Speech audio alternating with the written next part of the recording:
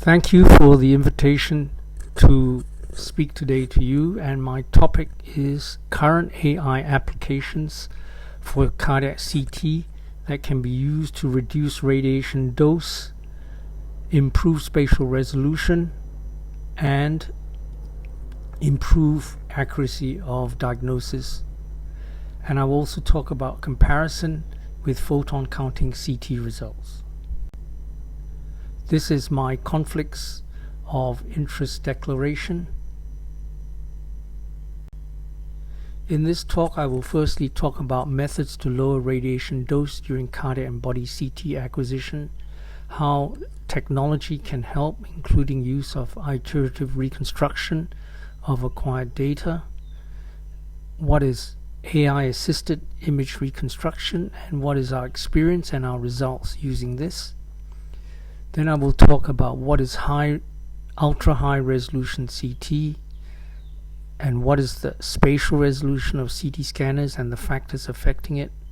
I will talk a bit about photon counting CT scanners and their spatial resolution, as well as using AI reconstruction software to improve spatial resolution as an alternative to buying an expensive PC-CT scanner, and what is our experience and our results using this type of software. Finally, I will talk about ultra-low dose CT lung scan screening for early detection of lung cancers and using something called a silver beam filter, and what is our experience and results and comparison with PCCT. It's important to know the main methods to reduce radiation dose during cardiac CT. The first is to use lower kVp or kV to scan, because the relationship of dose to kV is exponential. So reducing kVp, for example, from 120 kV to 100 kV reduces dose by 30 to 40%. If you reduce the kV from 100 to 80, that reduces the dose by another 30%. You can use a lower tube current, which is MAS, but the relationship is linear.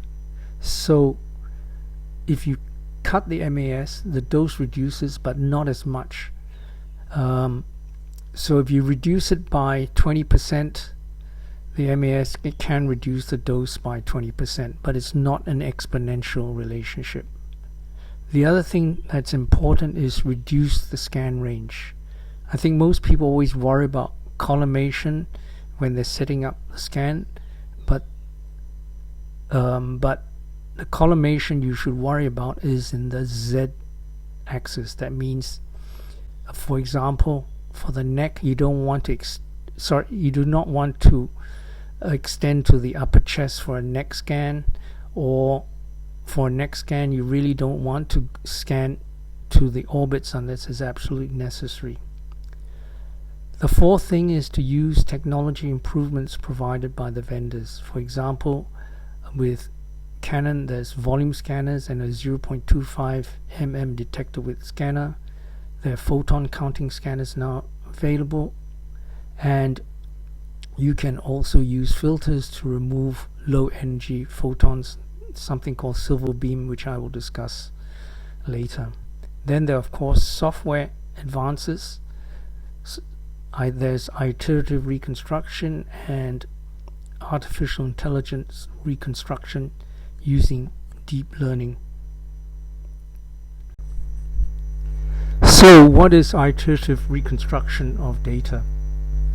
This is a method of reconstruction of data to create images using complex mathematical algorithms.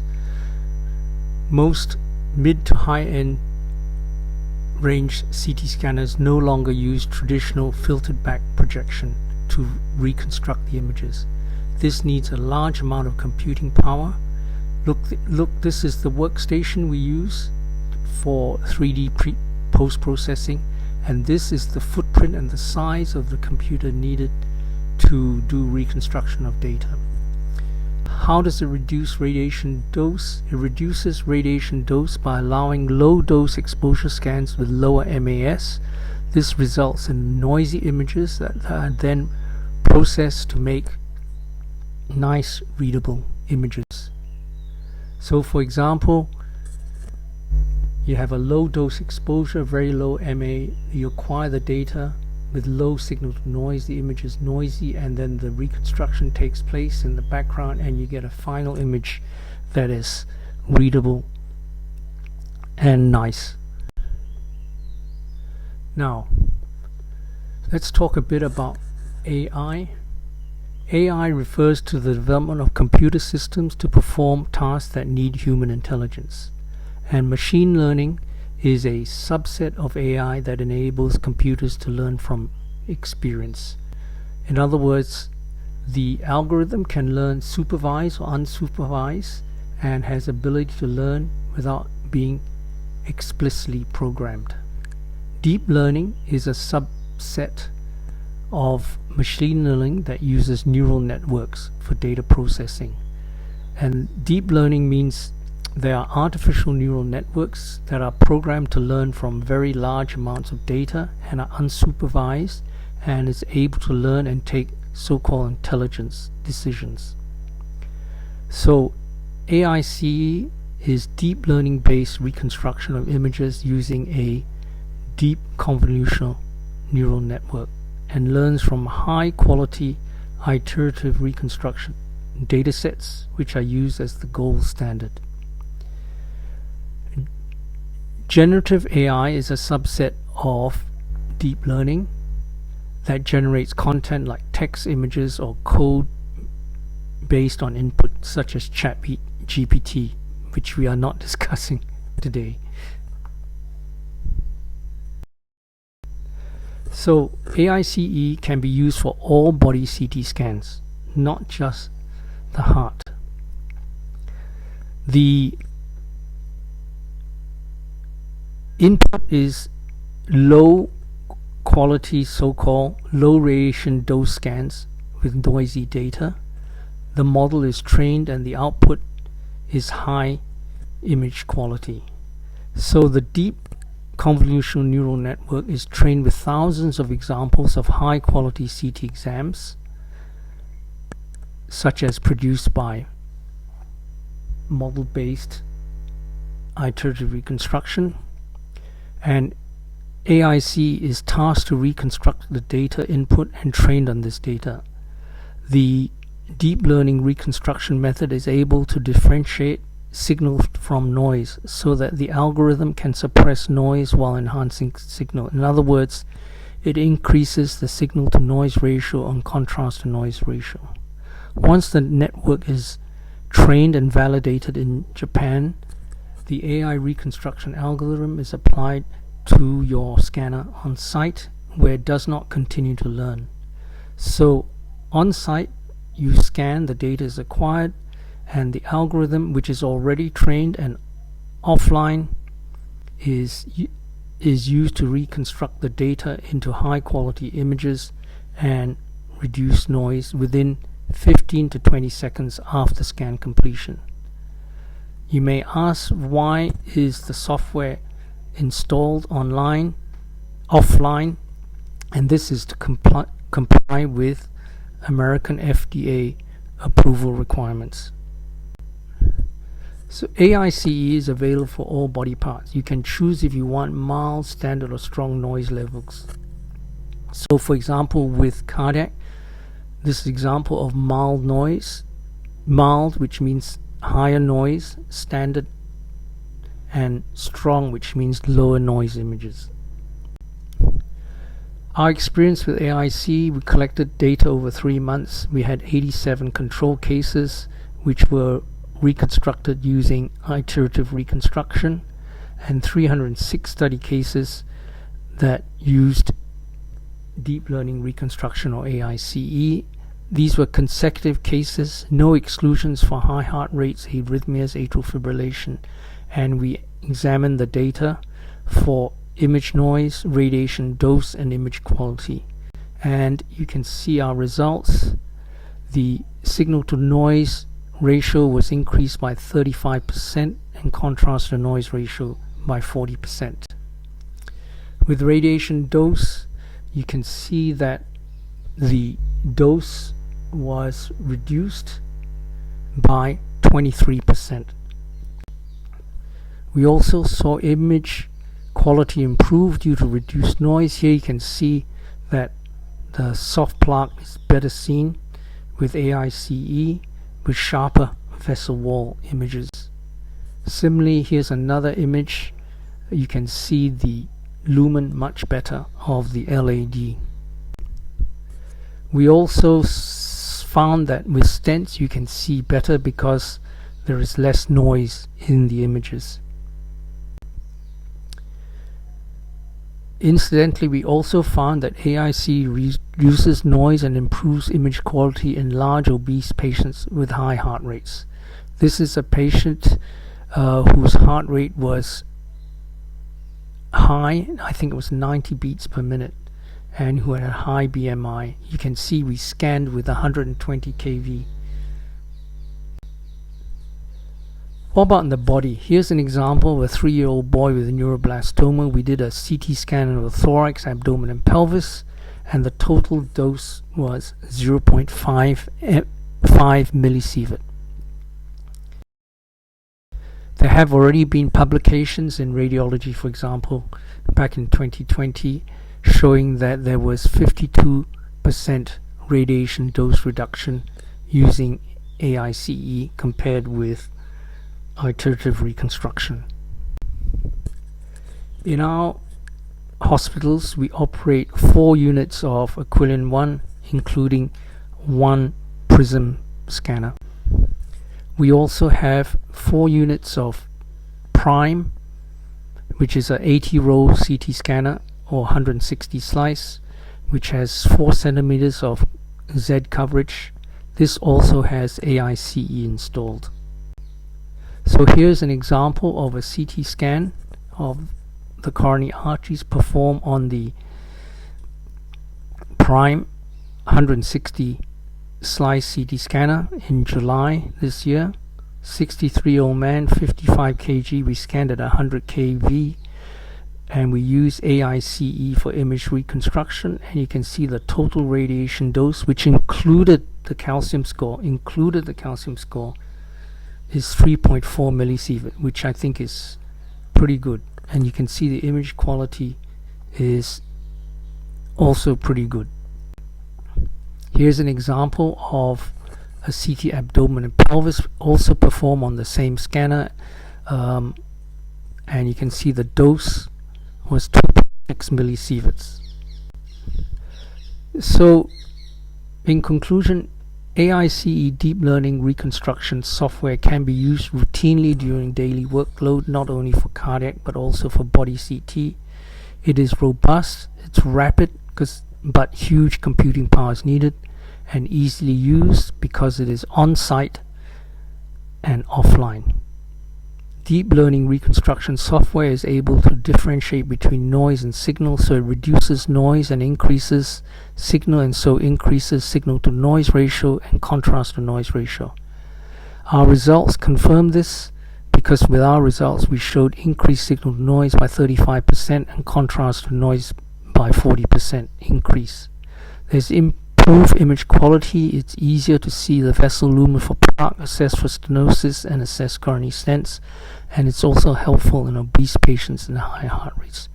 We also reduce radiation dose by up to 23% compared to using iterative reconstruction for image reconstruction. Let's move on. The current major challenges for cardiac CT imaging include calcified plaques affecting coronary CT results, can give false positive results because you overestimate stenosis, as well as false negative results because you underestimate the degree of stenosis. Coronary stents we cannot accurately assess for presence of intimal hyperplasia or in-stent restenosis in stents less than 2.5 or 3 mm in diameter, and can result also in false negative scan results, in other words, missing in-stent restenosis. The main reason for these two challenges is partial volume averaging and beam hardening artifacts coming from the calcified plaques and coronary stents, and this is all related to spatial resolution. Now, spatial resolution is determined by detector width, which is the main factor affecting Z-axis spatial resolution. But spatial resolution is almost also determined by the reconstruction algorithm used by the vendor. Many CT scan vendors claim better than 0.3 or 0.4 spatial resolution, but the question is this true in patients and not just in phantoms where they do the tests? Now, the diagnostic accuracy of coronary CTA compared to catheter angiogram or QCA is very well documented for detection of stenosis more than 50% of the coronary arteries. All the studies that have been done use a threshold of 50% diameter stenosis, and the high sensitivity of more than 95% and high negative predictive value suggests coronary CTA can be used to reliably detect and exclude a coronary stenosis of more than 50%. So we all know that coronary CTA is currently the best non-invasive test for diagnosis of coronary stenosis compared to, for example, to ECG, exercise, treadmill, stress echo, stress nuclear medicine SPECT studies. But the one issue with coronary CTA is there's a relatively low positive predictive value ranging from 75 to 89%, which means we tend to overestimate the degree of stenosis or have false positive results, and can sometimes result in patients going to the cath lab. How good is visual estimation for quantification of stenosis? This is what we use every day in real life, and it's been shown that visual estimation is as accurate as manual semi-quantitative measurements. However, the limits of agreement are wide, more than 20%, so we still use a 5-point grading scale, which is 0, 1 to 24%, 25 to 49%, 50 to 69%, 70 to 99%, and 100%. So there are all these CAD-RAD categories, which I think you are all familiar with. At the same time, make sure you use the correct minimal luminal diameter and reference diameter when calculating the diameter stenosis in percent. The recommendation from this ASCII publication, which was published this year, use the average of 2 diameters both for the lesion and for the reference diameter. And you can also see who helped to write this paper. What about using AI to quantify stenosis? This is a study that was published last year, which is multi-center and multi-vendor. The 4 major CT scan brands or vendors were used. AI was used for evaluation of stenosis from the coronary CTA. The brand is called Cleary. It's been FDA approved, and you can see the computational analysis time was very fast using AI software. However, the software is not on site and the data had to be sent to the vendor. At the same time, it was found to be quite accurate, with high correlation and agreement between stenosis detected using AI software compared to coronary catheter assessment of stenosis. Here's another paper also published last year, another multi-center trial using the 4 major vendors. It used AI software from a company called HeartFlow. Again, it was not on site and you needed to send the data sets to the vendor. You can see the time taken for post-processing and analysis was pretty fast. However, it's important to know that the AI analysis also requires a physician or radiologist to review the images and generate the report. And again, it had high diagnostic accuracy compared to catheter angiogram. This paper was published earlier this year from a group from China, which used AI image post-processing software compared to QCT, or the semi-automated software that we all have on our workstations. it showed that the post-processing time was much faster. The workflow improves. It's easier for the radiographer. Accuracy for diagnosis is similar, but again, the software results need to be checked by a human person. So my recommendation is, if you want to buy AI software, choose your AI software vendor carefully. Buy only AI software that is CE mark or FDA approval, needs to be on site so your data sets are not sent outside your hospital, and it's better if it's cloud-based. And at the same time, you must make sure the vendor of the AI software does continuous machine learning of new data sets so that the software can be improved and upgraded. Let's move to spatial resolution. What is spatial resolution? Spatial resolution in the XY axis, which is what is called acquired resolution or in-plane resolution, is determined by detector width, detector geometry, reconstruction algorithm, X-ray tube focal spot size, as well as the field of view or the image matrix size, which is usually 512 by 512. But there is now 1024 and 1024 available, which I will discuss later. The Z-axis reconstruction in this plane, which is called through plane or reconstruction algorithm, is determined by detector row width, which was previously called effective slice thickness or slice collimation, and reconstruction algorithm. The detector row width is the main determinant of the intrinsic longitudinal resolution of the scan. So just to repeat, spatial resolution of CT is primarily determined by the detector row width, in other words, the detector element size. If you make the detector smaller, this means increase noise, and usually increase radiation dose to overcome noise. With photon counting CT, there's a possibility you may reduce radiation levels due to lower image noise and better contrast to noise ratio, but we will discuss this more later. There's also noise reduction software needed because of the increased noise. So for example, you need deep learning AI assisted software. Also, data management is needed because there's increase in data set sizes of 10 to 50 times. So you need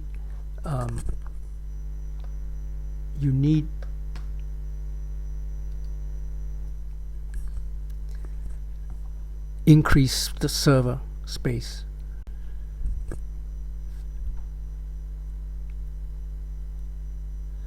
So what is ultra high resolution CT? The SEC definition is a CT scanner with detector element width less than 0.25 along the z-axis. All the CT scanners that we are using now have detector element widths that have been unchanged since 2005. However, now there are ultra high resolution CT scanners available in clinical use. The first is the Siemens photon counting CT, which can scan in a standard mode of 0.4 mm and ultra high resolution mode of 0.2 mm collimation width. But note the Z coverage is only 2 mm or 2.4 centimeters. Canon has a CT scanner called the Precision CT with 0.5 mm detector width with 160 rows, and the Z coverage is 40 mm or 4 centimeters. There are other photon counting CT scanners in development and prototypes have been installed, but I don't expect them to be ready for use for at least another 2 years. Philips has one that has detector collimation 0.275 mm, Z coverage of 17.6 mm. Canon has one in development which has detector collimation of 0.2 mm and Z coverage of 38.4 mm. GE has one. We're not sure of the detector collimation, they haven't announced it, but it's at least less than 0.4 mm. And the difference from this and the other scanners is that it has a wide detector coverage of 8 centimeters, which may make it easier to use for cardiac scanning. Now I want to talk about our experience with using the first commercial version of a photon counting CT in Southeast Asia, which we installed in our hospital in May 2023. This was a commercial model and not a prototype, and we published our results of the first 92 patients that we scanned on this scanner. With the Siemens dual source PCCT scanner, to do cardiac scans, there are two methods. You can do a high resolution scan mode that uses 120 kV, and then the two methods of scanning are either spiral retrospective, where the scan time is quite long, or you can do sequential step and shoot, where the scan time is shorter. The other method of scanning is using quantum mode, using 0.4 mm scan collimation, but you can scan at 90 kV, and then you have the ability to do flash, sequential, or retrospective spiral scanning. The third mode, which is called quantum plus mode, was not available when we did the study. So here's an example of a large calcified in the LAD. You can see it's very nice with no blooming. Here's a stent showing nice lumen with no blooming of the stent struts. So the question is, do the newer high-resolution CT scanners make a difference for quantifying coronary stenosis? Because smaller detector size means better spatial resolution, less blooming, and less beam hardening artifacts. You can see that with the Canon scanner 0.25, the results are pretty good and the positive predictive value is pretty high. With the Siemens scanner, the positive predictive value is not as high as we would like, but this may be a result of the small size of the studies, so we need more results. There have also been 3 studies where they scanned patients twice, once on a conventional scanner and once on a PCCT scanner, and they found that there was reduction in percent diameter stenosis, with many patients being reclassified to lower CAD-RADS categories. Our experience with PCCT, I want to talk a bit about the radiation dose. When we scanned the patients using 0.2 mm or ultra high resolution scan, we had to scan them with a retrospective spiral method, and you can see the dose is quite high. 7.2 millisieverts was the average. But if we scan them on 0.4 mm with step and shoot, the dose was lower at 4.2 millisievert on average.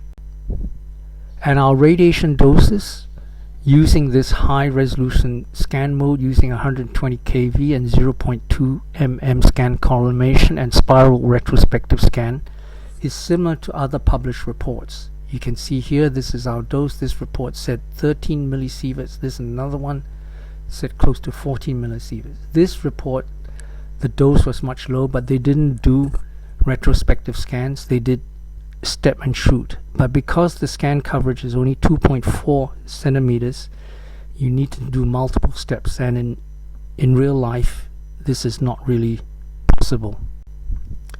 But of course the technology is new and there have been some improvements, so this is a recent scan where we can now scan using 90 kV. Previously, as I said, we could only use 120 kV, and so you can see the dose has been reduced significantly. This patient we scanned at 3.39 millisievert, and you can see the image quality, of course, is pretty good.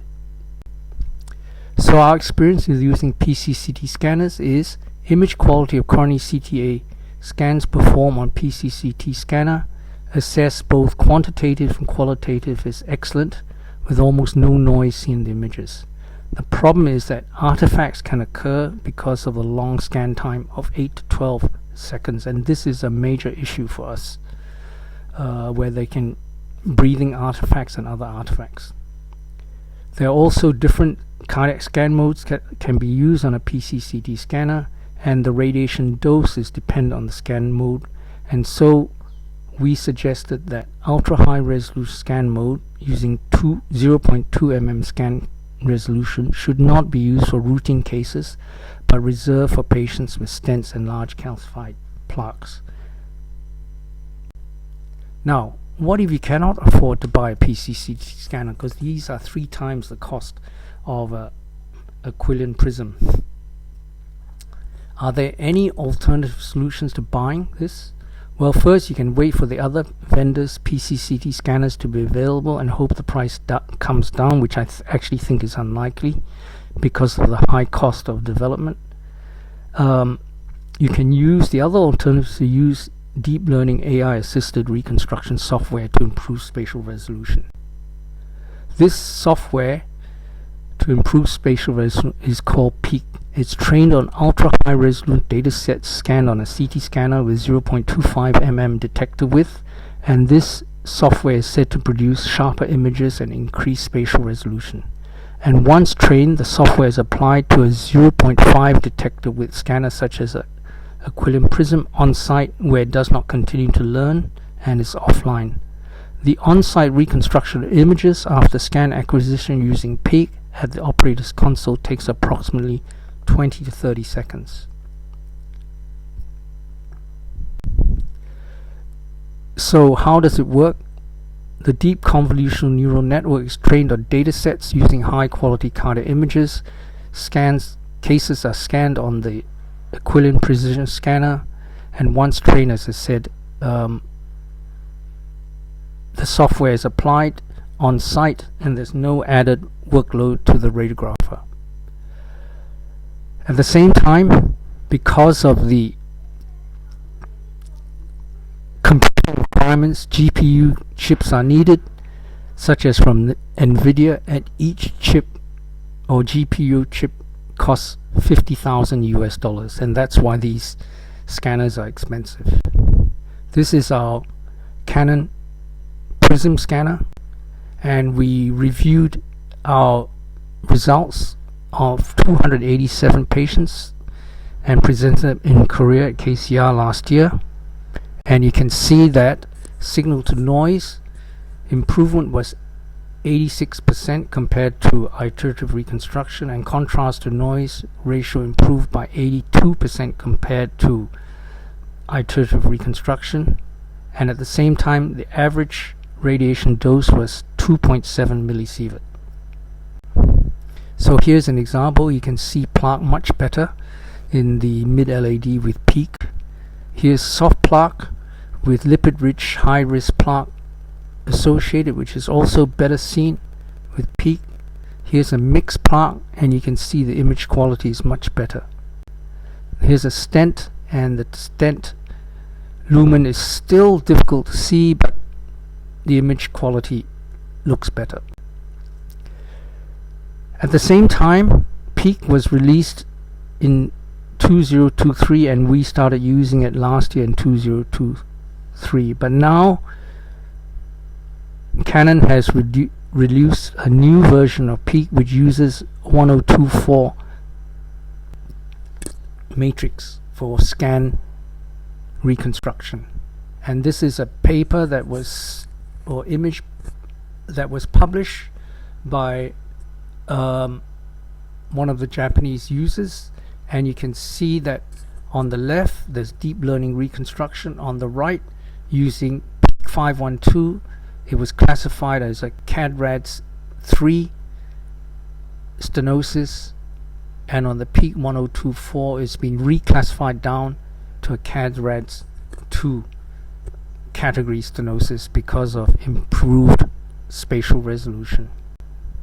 So in conclusion, ultra-high resolution for coronary CT, improved spatial resolution due to smaller detector width, is a very much awaited for technological advance, seems to improve our results and accuracy of coronary CT and coronary stent imaging. But quantification of stenosis is still best done by visual estimation because it's the fastest and easiest and as accurate as other methods. The AI software is here and will be another tool, needs to be on-site and cloud-based. There are many vendors, buy only CE mark or FDA approved. It improves your workflow but still needs a human person like a doctor or radiologist for quality control to review the reports.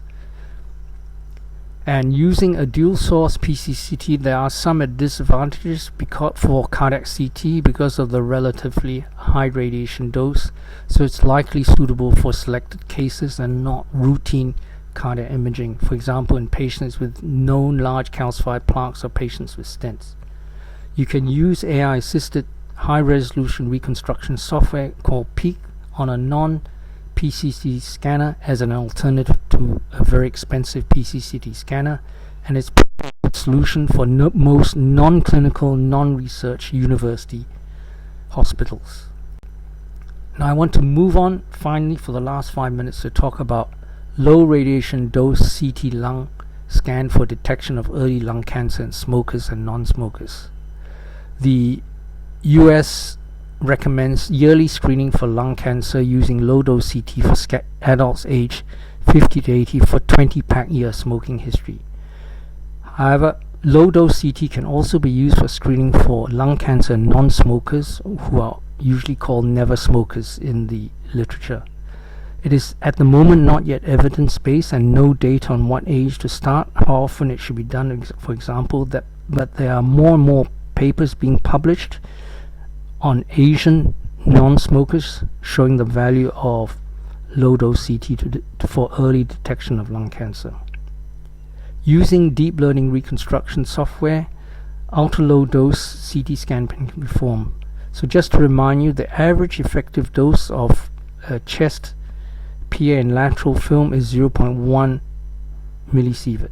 In this study, using CT scanning on a Canon scanner, the ultra low dose was 0.0 millisieverts. And this also, there's another study showing, of course, increased signal to noise and reduced noise. Silver beam is a beam shading energy filter that uses photon attenuating properties of silver to selectively remove low energy photons from a polychromatic X-ray beam, leaving the harder energy spectrum optimized for lung scanning. It is designed to work with AICE and enables high quality no noise CT lung scans at very low radiation doses approaching conventional chest X-ray. At the moment, this is only available on the Canon Prism scanner. So here's an example of one of our patients that we scanned, same patient scanned on the left with the Aquilin 1, and you can see the effective dose is 0.97 millisievert. And here with the silver filter, you can see the dose has been reduced to 0.3 millisievert. You can see there's reduced beam artifacts at the shoulders. And here's another patient with silver beam. You can see scanned on the scanner on the left without the silver beam, and you can see the dose reduction from 0.78 millisievert to 0.32 millisievert. Again, you get sharper lung fields with lesser image noise with this silver beam filter. So we did a quick comparison with silver beam. The sample size is not very big, but you can see there's significant reduction in the dose. The average dose is 0.39 millisievert compared to 0.58 millisievert. Here's an example of a patient scanned on the Siemens dual source PCCT, and you can see, of course, the one on the left, which is scanned at 0.4 scan collimation compared to 0.5 scan collimation of the Canon. The spatial resolution image quality is much sharper because of the narrower or smaller detector width. Here's another patient. You can see the image quality of the PCCT on the scanner and the Canon on the right. Actually, both scanners still produce image quality. Now, the problem with using a PCCT scanner is that if you have a patient who cannot hold their breath because of the scan time of 2 to 3 seconds, you can do a flash mode. But when you do a flash mode, you can see the image quality is not so good on the left hand side compared to a Canon scanner, which scans in one rotation, which is, depending on scan time, depending on the type of scanner, usually around 0.35 milliseconds. Here's a patient that we scanned on the PCCT with flash, and you can see the image quality is not so good on the left, and in fact I think it missed ground glass opacity, or GGO, which is what we worry about as an early lung cancer, because it can't be seen because of the image quality. So we recently compared our radiation doses using silver filter in March, and you can see that with the Siemens scanner, this is our average dose, and with our CT scanner without the silver filter, it's still pretty good, and with the silver filter the dose is reduced. Actually, Siemens uses a tin filter, so this is with the tin filter and this is with the silver filter, so you can see the dose is comparable, and in fact maybe even lower.